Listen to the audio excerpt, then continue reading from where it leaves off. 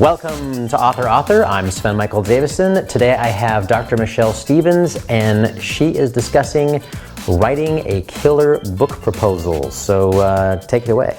Hi, I'm here with Dr. Michelle Stevens, and she's been kind enough to invite us into her home, and we're here to talk about her book. Scared Selfless, My Journey from Abuse and Madness to Surviving and Thriving. It is I like to call it a memoir / psychology book, because it really is both. It is a memoir about my journey from really extreme child abuse to the mental illness that it created, and finally to my overcoming it. So it's a story about triumph over extreme adversity, but along the way, because I'm a psychologist, I explain a lot about child abuse and what it does to people and how to get good therapy. How did you go about writing this book? And what was the path from writing it and then getting it published? And I'd love to hear about that story. Sure. It was a sort of a Cinderella path. I started the book when I was in graduate school. I was getting my doctorate, and I was trying to think about what I wanted to do as my dissertation. And I decided that I wanted to write about my own story, because my story of child abuse was very, very unique, and my story of mental illness was very unique. So it was worthy of being studied. And I used a method called autoethnography, which is essentially the study of yourself within a certain culture. And so I told my story, but I also cited all sorts of literature, and I made a very hefty dissertation that then won the award for best dissertation at my college the year that I graduated.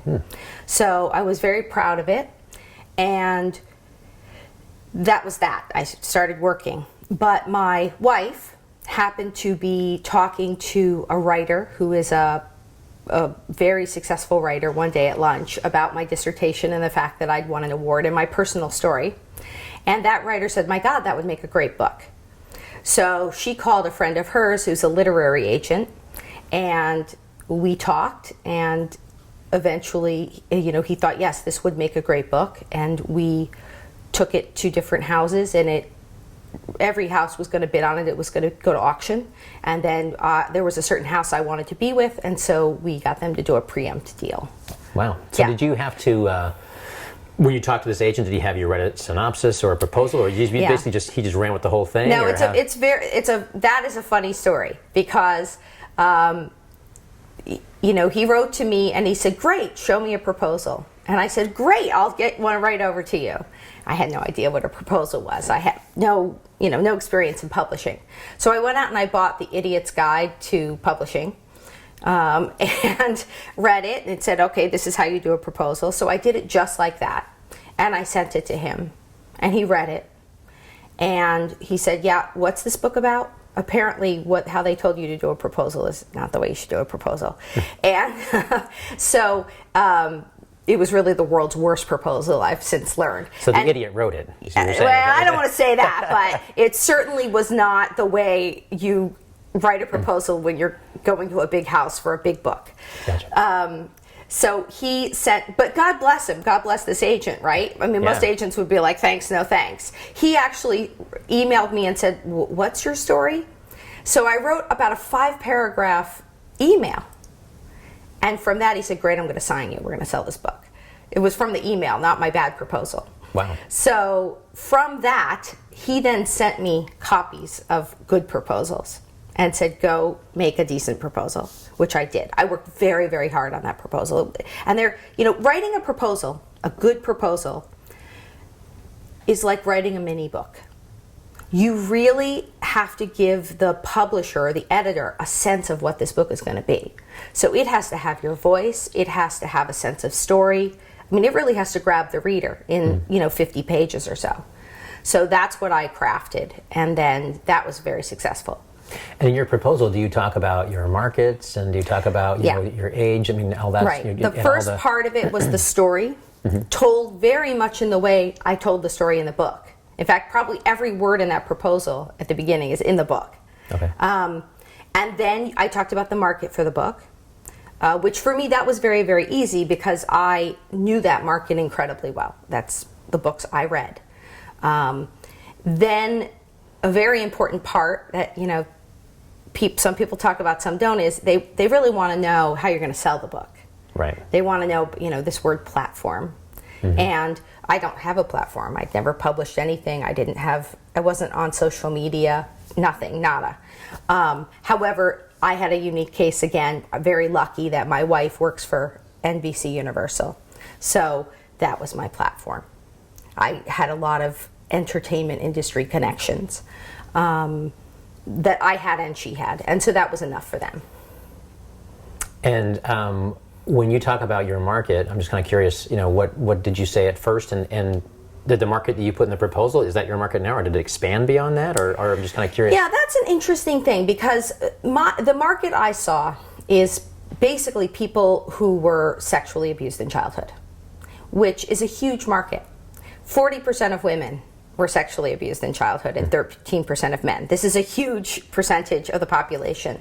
And there are some other books that sold tremendously well. There was a book back in the early 90s called The Courage to Heal that sold over 1 million copies and is still in print. There was a book called Trauma and Recovery that sold very, very well back in the 90s and is still in print. And there's a book just about child abuse, not child sexual abuse, called A Child Called It, that has sold millions of copies. And my book was very similar to that. So I saw that as my market. And that was a bit of a confusion, because I think the house really saw the market as broad memoir.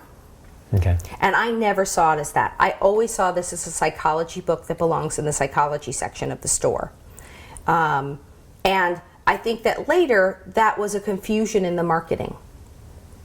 That they, what they know how to do is release broad-based memoirs or celebrity books. Right. And so, it's not that they didn't listen, but it was a confusion, because often I would even now, I walk into the bookstore, and if I see the book they don't even have a memoir section in bookstores, it's the biography section. I'm on the shelf next to, I don't know, who's a famous S person, but I'm getting lost. I'm not famous. No one's gonna be browsing through biography and go, oh, I wanna read this. But they may be browsing through psychology because they're struggling with child abuse and buy my book.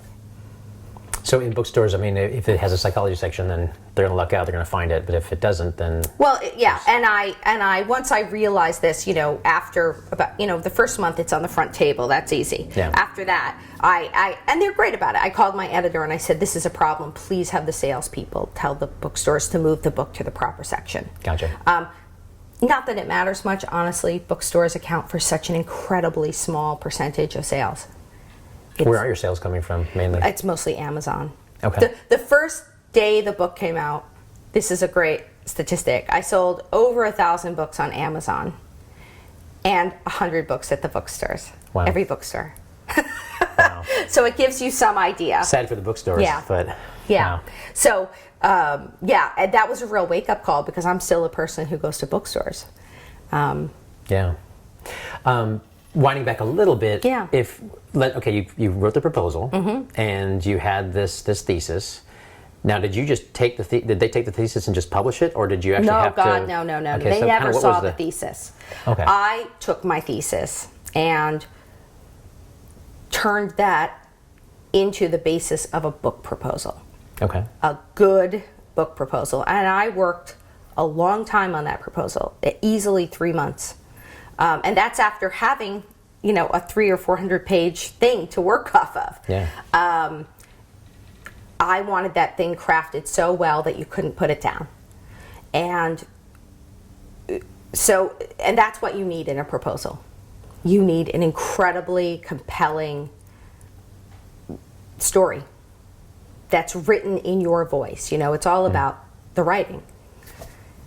And then from the proposal, yeah. Then it took proposal to the book. Then what you do? You just grabbed your thesis and start editing it and massaging it, or not really. The book, the first couple of chapters, I did use the dissertation a bit, but after that, the actual book, my book goes far beyond where the dissertation did. Okay. It tells a much fuller story.